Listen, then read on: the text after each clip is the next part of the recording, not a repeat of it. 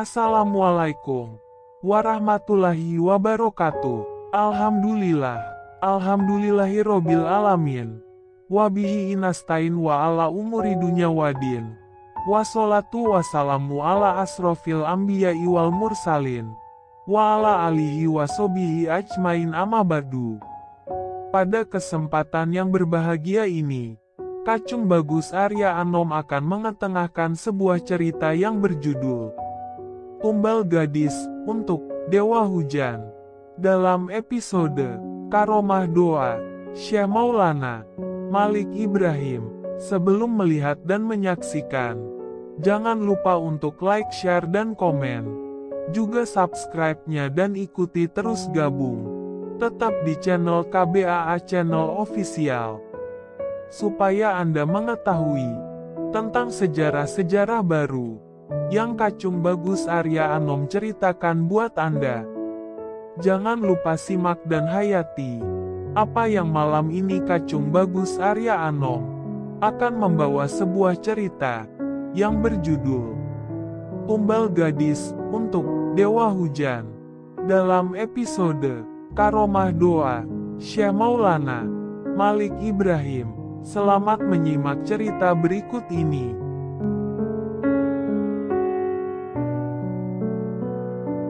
Dengan perasaan orang yang berpakaian kuning itu mengeluarkan seluruh kekuatannya untuk menancapkan mata pedangnya ke jantung gadis itu. Namun mendadak tangannya menjadi lemah lunglai. Orang itu mundur mengurungkan niatnya sambil menatap orang-orang sekelilingnya. Semua orang dibuatnya tertegun melihat kejadian yang menakjubkan itu. Sementara mata orang yang berpakaian kuning itu tertuju pada Syekh Maulana Malik Ibrahim dan murid-muridnya yang berdiri di belakang kerumunan orang-orang. Lalu berkata dengan lantang, "Kau yang menghalangi jalannya upacara persembahan ini, mau apa? Kamu menghalanginya?" Syekh Maulana Malik Ibrahim bersama murid-muridnya maju ke tengah kerumunan orang seraya, berkata, "Maaf, Kisanak, aku ingin tahu, untuk apa gadis itu dikorbankan?" "Gadis ini dikorbankan untuk persembahan Dewa Hujan, agar kemarau yang panjang ini cepat berakhir, dan segera turun hujan, membasahi bumi kami yang kering ini," sahut orang yang berpakaian kuning itu dengan tegas. "Sudah berapa kali gadis yang menjadi korban Dewa Hujan?" tanya Syekh Maulana Malik Ibrahim. "Sudah 2 kali," jawab orang itu.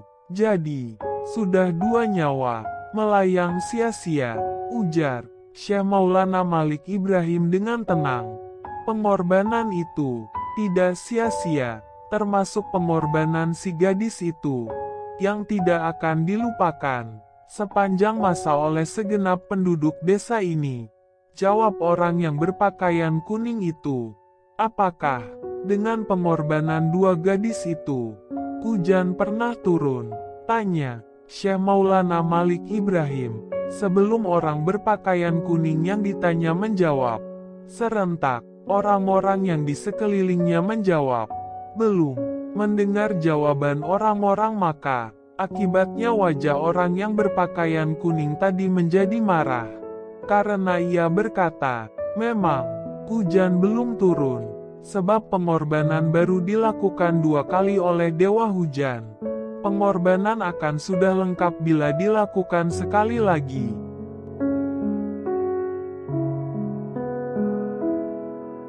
"Bagaimana jika pengorbanan dilakukan sekali lagi, akan tetapi hujan belum turun?" tanya Syekh Maulana Malik Ibrahim. Mendengar pertanyaan Syekh, wajah orang itu semakin beringas. Dia memberi isyarat kepada 2 orang lelaki bertubuh kekar. Sebagai pengikut setia itu, mereka bergerak hendak menyerang Syekh. Tetapi secara tiba-tiba, kaki mereka merasa amat berat untuk melangkah. Bahkan keduanya merasa kesakitan. Dengan memegang pahanya masing-masing, Syekh melihat anak buahnya tidak bisa bertindak dan merintih kesakitan. Orang itu berkata dengan lantang, "Kau bermaksud untuk menentang kami, hai pengacau." Syekh Maulana Malik Ibrahim bersama murid-muridnya berkata, "Kami datang kemari bukan sebagai pengacau, melainkan kami hendak menolong kalian semua." Dengan punggahnya orang itu berkata, "Apa yang hendak kau berikan kepada kami yang sedang dilanda kelaparan ini?" Syekh Maulana Malik Ibrahim berkata, "Apa yang kamu inginkan?" "Hujan. Kami hanya minta hujan." Serentak orang-orang yang berada di sekelilingnya menjawab, "Cuma hujan yang kalian minta?" Tanya Syekh dengan nada meyakinkan. "Iya, kami hanya minta hujan supaya turun. Dan jika kau bisa menurunkan, coba turunkan sekarang. Tapi ingat, jika kau tidak bisa, orang-orang akan membunuhmu." Ujar orang berpakaian kuning itu dengan suara keras. Syekh menjawab, "Allah adalah Tuhan yang menciptakan kami dan kamu sekalian ini. Dia Maha Kuasa atas segala sesuatu yang ada di dunia ini, termasuk kuasa pula menurunkan apa yang kalian kehendaki, yakni menurunkan hujan." Sebelum Syekh Maulana Malik Ibrahim menghentikan bicaranya, orang yang berpakaian kuning itu berkata, "Sudah, jangan banyak bicara. Sekarang secepatnya kau turunkan hujan kepada kami." Syekh menjawab, "Sabar, soal itu mudah sekali, tetapi ada syaratnya." Orang itu berkata, "Syarat apakah yang kau minta?" "Bebaskan gadis itu," pinta Syekh Maulana Malik Ibrahim dengan sungguh, untuk meyakinkan kepada semua orang. "Saya berkata sekali lagi, maukah kalian membebaskan gadis itu setelah hujan turun?" Dengan serempak orang-orang menjawab, "Mau." "Terima kasih," ujar Syekh Maulana Malik Ibrahim dengan perasaan lega. Selanjutnya, Syekh Maulana Malik Ibrahim mengajak para muridnya salat, minta hujan, istiqoh. Setelah itu tidak berapa lama mendung datang, menutupi langit biru. Semula tibalah hujan rintik-rintik, yang kemudian hujan turun dengan lebatnya, menggenangi sawah dan ladang penduduk setempat. Semua orang kegirangan, seraya bersorak-sorak sambil menari-nari. Sementara orang yang berpakaian kuning sajalah yang berdiam diri dengan sikap angkuhnya. Dari itu dia berkata dengan nada menuduh, "Apa yang kau lakukan itu adalah sihir dan bukan kejadian yang sebenarnya. Sihir telah dilarang di agama kami." Jawab Syekh Maulana Malik Ibrahim mengelak. Rupanya orang yang berpakaian kuning itu tidak mau menerima kenyataan. Akibatnya ia bersama pengikutnya pergi, meninggalkan tempat itu dengan perasaan dongkol. Demikianlah cara Syekh Maulana Malik Ibrahim di dalam mengajak orang-orang masuk agama Islam. Dan setelah mereka sadar, lalu diberikan pelajaran sesuai dengan apa yang tertuang dalam Al-Quran dan hadis.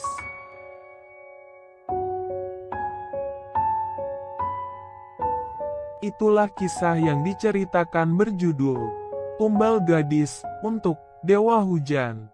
Dalam episode Karomah Doa, Syekh Maulana Malik Ibrahim. Bila ada salah kata maupun lisan ucapannya Kacung Bagus Arya Anom, mohon maaf 1000 maaf, mohon ampura 1000 ampura. Karena Kacung Bagus Arya Anom cuma manusia biasa, tempatnya salah dan dosa, bahkan cuma bisa berencana. Adapun kebenarannya kita pasrahkan semuanya kepada Gusti Allah Subhanahu wa Ta'ala. Salam rahayu, salam hangat, bahagia tanpa batas. Satu rasa, satu jiwa, satu kehendak, satu tujuan. Lepaskan ragamu, kendalikan sukmamu. Semoga yang menyimak cerita dari Kacung Bagus Arya Anom, semoga mendapatkan rizki yang deras tanpa batas. Terima kasih atas perhatiannya. Wassalamualaikum warahmatullahi taala wabarakatuh.